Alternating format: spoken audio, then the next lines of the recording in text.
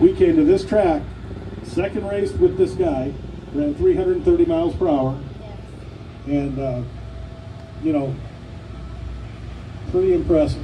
I mean, we were 4 miles an hour faster than Alan Johnson's cars and Budweiser cars and, you know, like everybody else. And shoot, I think it was 2 or 3 years before anyone else ran 330, but that was kind of an eye-opener because Bob Fry, I mean, those guys were literally going, who's this?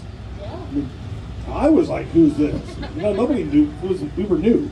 And it was really beautiful, like, to come out and have a new team and boom, go right down the racetrack. And we were in a lot of final rounds. We did good. We couldn't close the deal. And at the end of the year, racing Scott Coletta in Dallas, we won our first race. I had been in 9 final rounds.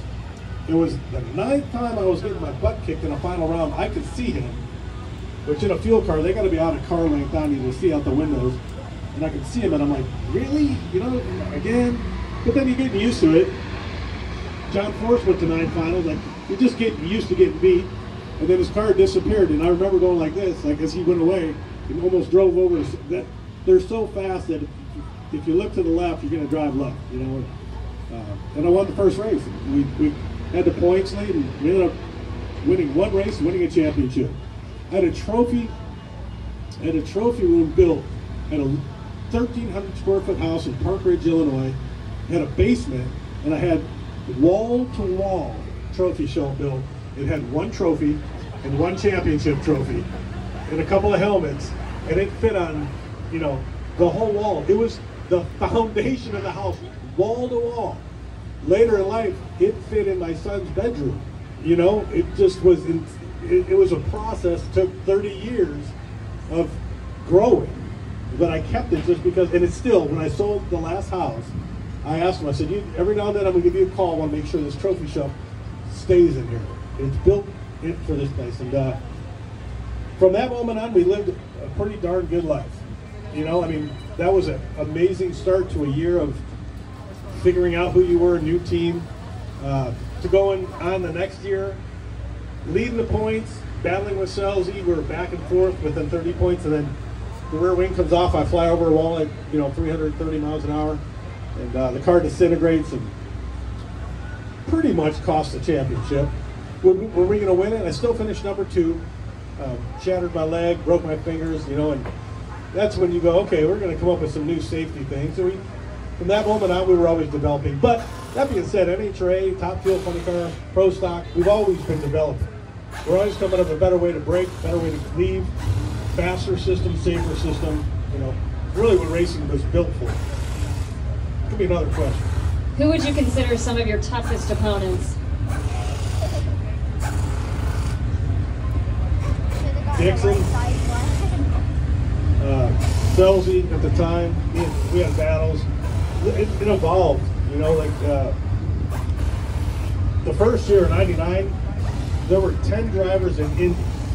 Mike Dunn, Doug Herbert, Coletta. There were 10 guys that could leave that race with a points lead. No countdown format. That's how tight we were all. And then it separated. We got really good. And then when AJ came, all of a sudden it was like, you know, there was us and then everyone else fighting for number 2. That was just the way it was for 6 years. You had the Antrons and the Colettas and you know, Hot Rod Fuller. And we just took turns battling with different people at the end. And each one were great. Each moment was fantastic. And, you know, every trophy kind of represents a different guy we had to go through. So, pretty fun career, not gonna lie. It was, you know, I miss racing Amato. You know, it was him and Bernstein. I miss those guys. They're a little older than me, but I'm a little older than the guys I race now. You know, it's one of those happy mediums. But I enjoy them. I really miss racing Selzy because he's just a nut. I mean, he just said what he wanted to say. It was awesome. He didn't have a filter. He's like me at a bar, you know, off out there and just saying what you want. And he's like that all the time. He was like that. Or Tony Stewart in NASCAR, you know. He's quieter here, but over there he speaks his mind, you know. Kurt Busch, you know them guys. Yeah, you need those personalities. It's part of the thing, you know. The good guy, bad guy always has been, you know, when you go to a race, you got to have fans and you got to have haters. And I think it's the best, but I love my haters just as much as I love my lovers. Like, you've got to, nobody hates someone that stinks. That need to be embarrassed. You're like, I feel bad, he's an underdog. You hate someone that won. And for whatever reason, it is what it is. You got to have those people.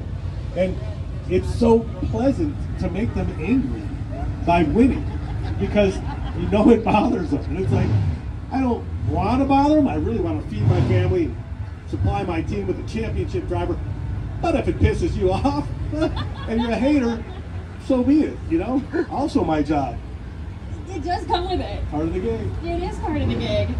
And now you're showing your new teammate part of the gig here. Ida Zetterstrom is a champion in her own right, but what kinds of things are you showing her about NHRA competition? Well, we'll see on Monday, man. She's gonna run the car and test on Monday, and she's a great driver, you know. She's energetic, you know. For those of you guys that haven't met her yet, stop by the pit. She's over there. She's just a good person. I've watched so many of my time come up and do this, and I hope she does great things. You know, that's what we're counting on. So she's a nice person. I think generally speaking, you start there. She can drive anything. She's driven nitro bikes, you know. Like she's crashed them, you know. Like if you go in a nitro bike through a field and get pitched off like a bull, and you get back on them, good for you. You know, I'm not gonna say I would. I'd probably get off and look at the thing and say, I'm gonna get in the car, the roll cage. But that's me, you know. There's a certain level of risk where you're like, no. Risk and reward. Yes. What continues to keep you motivated out here? Man, I get asked that question a lot. Then, you know, we have 86 wins, 8 championships. Is my life going to change with 87 wins? Yeah. Not that the number changes, just that the number coming up and the person I have to race to earn it. It's my old team, my old guys, my old colors, and it's a, you know, there ain't no way to underbid this one that's coming up tomorrow night. So I like the pressure. I love the fact that there's been in the last couple of years, I think drag racing is the best it's ever been. In Top Fuel for sure. I watch Funny Car, I watch Pro Stock and stuff, and I focus on Top Fuel. Who's got great teams? And there's been a long time since I've looked at the person I'm racing and thought, well, this is an easy round. And I think when it happens like that, it means that the money you paid to get a ticket became valuable. Like, you know, entertainment's entertainment when it's real, right? When the race is going to be good, and you don't really know who the winner is, so there's not just one guy out there doing it. You know, for a few years we had Torrance, right? Now Brittany. Right now, man, if you ask who's going to win the championship, I would like to say me, but that's an ego thing. Is it true? We have a chance, like 10 of us do, but it's going to be just an epic battle, and we're going to enjoy it. It's windy. I know. Watching Coletta win last year, and I know that watching Coletta win the championship last year was one of the greatest things, and it didn't pay me a nickel. It took money away from me, actually, but it was worth every bit of the season because of how he had to do it. That is a gift to get to the last round and have to beat the person who could win, and you're in the seat, and they're in the seat, and whoever wins is the champ. So everyone gained it. You know, all of us that fought all year for that got to watch the greatest thing. And for Doug to earn it that way, he's not my teammate, he's been a great adversary for a long time. I'm proud of those guys. I'm proud of Connie for sticking with me for so long, for a guy like that who drove Funny Car and Top Fuel. Is that better?